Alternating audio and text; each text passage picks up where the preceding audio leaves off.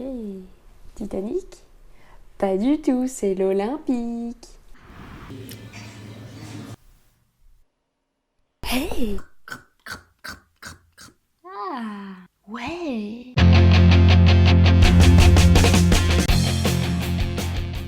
Je vais vous donner les 3 destructeurs d'agenda. Numéro 1, le manque d'organisation. Si vous n'avez pas de méthode pour programmer vos tâches, comment allez-vous vous y retrouver? Il n'y a pas besoin de techniques complexes, mais simplement une méthode ou une technique simple à appliquer tous les jours.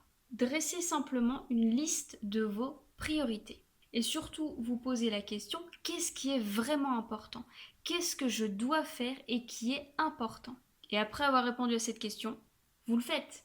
J'ai répondu, j'agis. Si vous avez du mal à trouver des outils, des techniques, bien sachez que tous les lundis, je présente des applications d'organisation.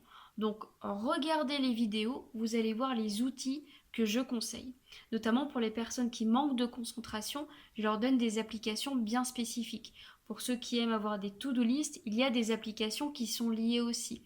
Donc regardez un outil qui vous plaise, mais surtout qui vous convienne et qui vous correspondent.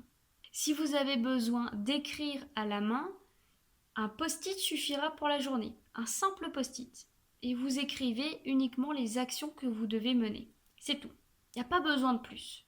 Donc, priorisez vos actions en fonction de leur degré d'importance. Que vous utilisiez une application, que vous utilisiez du papier, peu importe. Mais il faut prioriser en fonction de l'importance et non de l'urgence. Deuxième destructeur, la mauvaise gestion des emails. Si vous commencez par lire vos emails au début de votre journée, vous êtes foutu. Non seulement parce que vous allez vous ajouter de nouvelles tâches à celles qui sont prévues et qui n'ont pas encore été réalisées, mais en plus, vous allez rester un bon moment à lire vos emails, vous allez revoir ceux que vous avez déjà lus mais vous ne saviez pas quoi en faire. Bref, vous allez passer des heures et des heures. Et il va être 10h30 et vous n'avez encore rien fait de votre journée. Et vous sombrez dans le cercle vicieux de la boîte à emails. Voici mes conseils pour gérer vos emails. Planifiez 3 temps de consultation de vos emails par jour. Par exemple, si vous commencez votre journée à 9h et que vous finissez à 17h, vos heures de consultation sont à 11h, à 14h et à 17h. C'est tout. L'important est de prévenir de cette nouvelle méthode. Prévenez via un mail automatique ou allez voir les personnes directement. Allez voir vos collègues, vos chefs et expliquez-leur qu'à partir d'aujourd'hui, vous allez lire vos emails uniquement à telle heure, à 11h, à 14h, à 16h ou 17h, peu importe, mais dites-leur que vous n'allez plus passer toute la journée devant cette boîte email. Et surtout, s'il y a une urgence, les personnes sauront vous trouver. Soit elles vous appellent ou elles viennent vous voir directement. Mais faites-leur bien comprendre que l'urgence ne doit plus se trouver dans un email. Ensuite, vous allez conserver vos listes de diffusion selon la méthode Pareto. Vous allez conserver 20% de listes de diffusion qui sont utiles et les 80% restants, vous allez les supprimer. Vous allez vous désinscrire. Elles ne sont pas utiles. Tout le reste à la poubelle.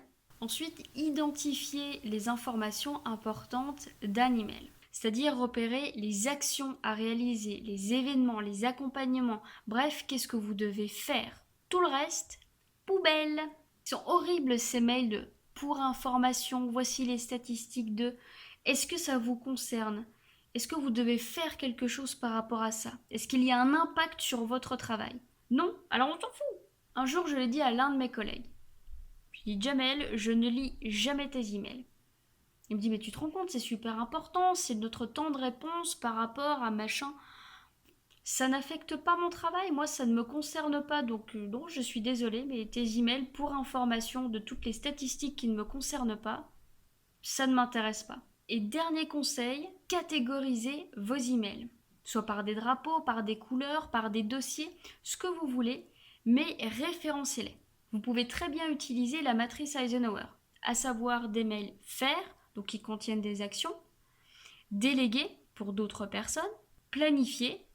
Et encore là, je vous conseille d'avoir des actions à planifier, le faire directement, comme ça au moins c'est fait, et vous n'avez plus besoin de revenir sur l'email. C'est ça un email qui est bien traité. Vous le lisez et vous passez à l'action. Vous planifiez l'action ou vous la déléguez ou vous faites. Mais vous ne revenez pas sur un email. Si vous devez y revenir Parce qu'il y a une information importante, dans ce cas-là, il faudra créer un dossier exprès. Troisième destructeur, l'usage indiscipliné du téléphone. À partir du moment où vous l'utilisez, vous pouvez être certain que vous allez aller voir plein de choses, plein d'applications, plein de notifications, bref, vous allez y passer beaucoup de temps. Voire même ne plus savoir pourquoi vous l'aviez pris. Bref, vous oubliez votre temps et votre action de départ.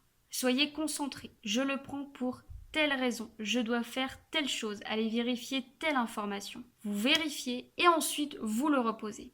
Disciplinez-vous, quitte à vous programmer des temps d'utilisation et à vous chronométrer pour être sûr de ne pas déborder, si vraiment vous avez des grandes facilités à la distraction. C'est fini. Alors, c'était utile ?